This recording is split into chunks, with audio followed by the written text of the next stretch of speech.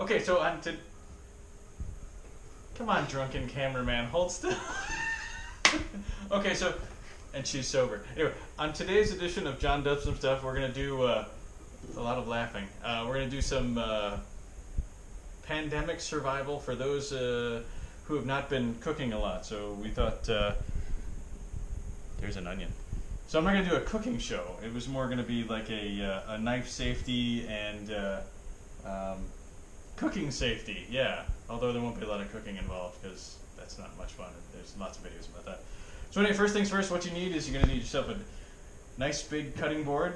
Oh, I forgot to say that although this channel is called John Does Some Stuff, that I have to give credit to my wife because she does some stuff too. I was told that that's important. So you're going to need a knife. You want to have a cutting board that is larger than your knife, otherwise it's awfully hard to work. And you also are going to need some bourbon and paper towel and a place to put your trash to keep your workspace neat. So what I saw on TV, this makes me an expert, is you have to keep your tip of your knife on the board, and the idea is that your knife never leaves the board. I don't know how you cut the side of the onion like that, but I'm going to take it off the board. Anyway, so there's that. Peel your onion.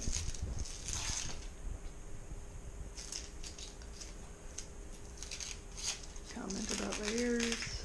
Comment about layers, like ogres. Alright. And I'll show you the safe way to cut onions, and then the fast way that I learned making pizza. Because I used to work for a pizza company a long, long time ago.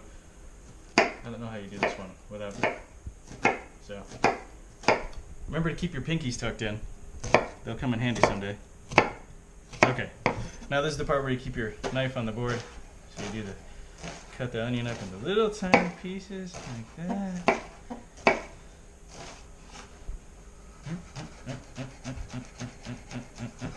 Okay, there's that way. Now this one, also the way I learned it, this is the way you're not supposed to do. This is the don't show off for the camera, don't show off for your friends. This way. So this is what you're not supposed to do.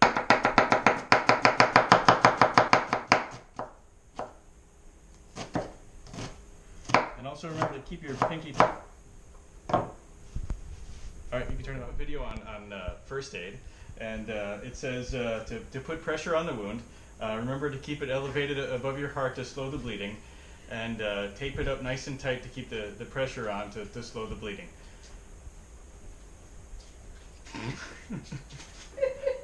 Okay, so continuing on. So now we've cut up our onions. And hang on. So we have a guest appearance. And again, don't cook your dog. I'm just kidding. All right, you can stop. Point down a little bit. Okay, so in the event that you can't get the bleeding to stop, and you do have to actually go to the emergency room, which sometimes you will, they give you this pretty bracelet with your name on it, and they give you lollipops.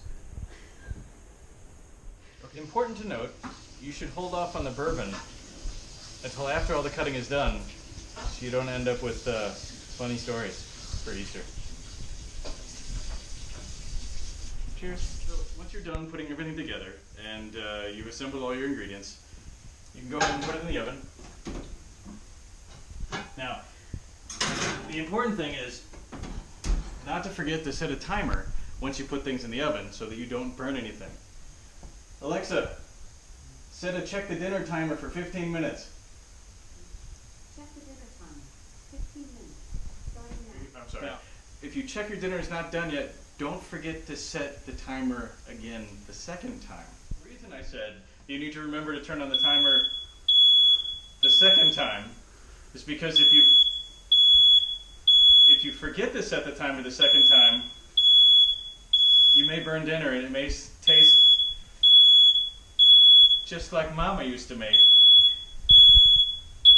And it may even take a while for the smoke alarm to stop going off. Kind of burn dinner just a little too much and it's not quite so tasty anymore. Just remember that during this pandemic, the local restaurants would really, really like your business, and there's always pizza right around the corner. So, yeah, hopefully you learned something from this video, and Give me that. Happy Easter, everyone. his fingers are still attached. Woohoo! Okay. See? And dinner's not burned. Gluten thickness.